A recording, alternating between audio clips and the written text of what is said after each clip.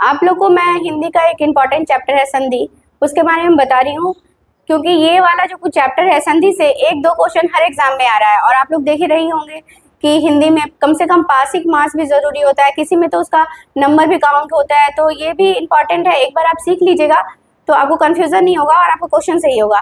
तो आप देखिए संधि, संधि है कि दो वर्णों के मेल से जो विकार उत्पन्न होता है उसको संधि कहते हैं। वो वर्ण स्वर्ण स्वर भी हो सकते हैं, स्वर व्यंजन भी हो सकते हैं, या व्यंजन व्यंजन भी हो सकते हैं।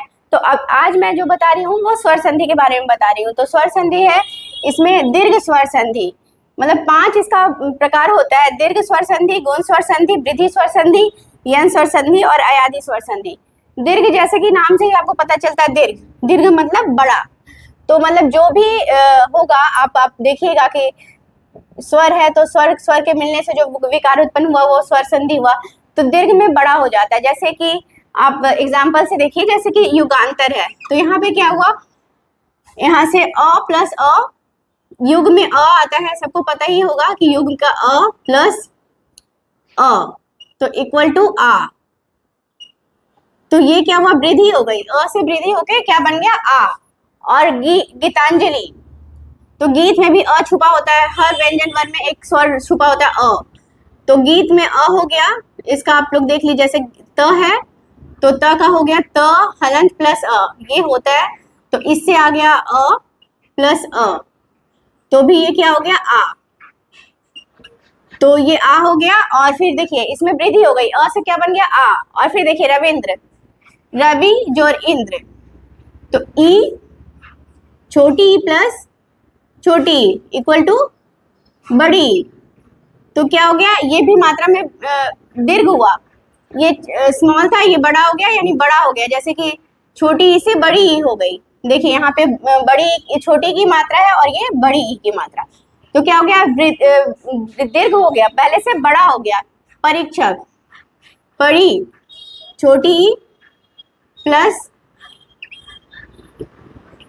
बड़ी, तो इसका क्या होगा, इक्वल टू बड़ी। तो इसमें क्या हुआ, मात्रा में वृद्धि हो गई, वृद्धि नहीं हुई, दीर्घ हो गया, बड़ा हो गया पहले से। महेंद्र, मही जो इंद्र, तो इसमें ही बड़ी E plus E equal to Mahendra.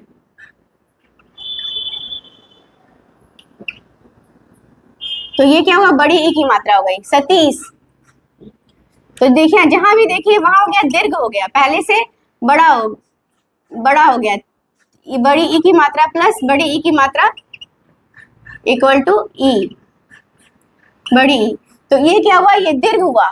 ई से, छोटी ई से या बड़ी ई से क्या बना, ई बना। अ से क्या बना, आ बना। ऊ से क्या बनेगा, बड़ी ऊ बनेगा। और री से री बनेगा। इसमें एग्जाम्पल में आप देख लीजिए, ये क्या, देखिए ये बड़ी ऊ हो गया, ये छोटी ऊ है।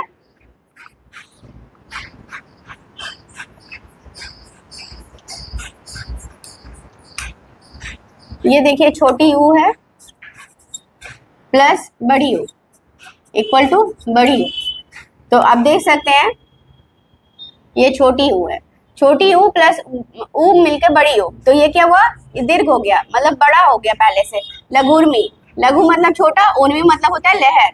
तो यहाँ पे फिर देखिए कि छोटी ऊ प्लस बड़ी ऊ इक्वल टू बड़ी ऊ, तो ये क्या हुआ, हमेशा दीर्घ हुआ, पहले से बड़ा हो गया, दीर्घ मतलब बड़ा।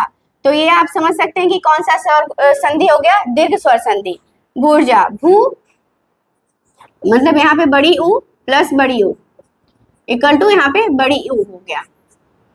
और देखिए एक होता है इसमें री प्लस री इक्वल टू री, तो पितरी में री आया,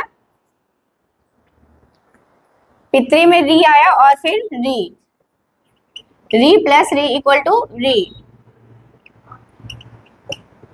और मात्रिन में भी री आया, तो री प्लस री इक्वल टू री, तो क्या हो गया, ये क्या हो गया, इसमें दीर्घ हुआ, पहले से बड़ा हो गया, तो ये कौन सा संधि हुआ, दीर्घ स्वर संधि। और गुण स्वर संधि में आप देखिएगा कि उसके गुण में परिवर्तन हो गया, मतलब अ ई मिलके क्या होता है, इसमें मैं आपको बता देती हूँ, इसमें क्या होता है, बनता है ए और ओ, ये होता है गुण में ही परिवर्तन हो गया। तो और उसके बाद वृद्धि में आपको देखिएगा कि ए ओ से बन के क्या बनता है, ए। तो अब वो एग्जाम्पल से आप लोग का क्लियर होगा, ए और ओ। तो आप लोग इसको स्क्रीनशॉट ले लीजिए। इसको फिर नेक्स्ट में इसको बता रही हूँ, गुण स्वर संधि और वृद्धि स्वर संधि और यन और ए आदि।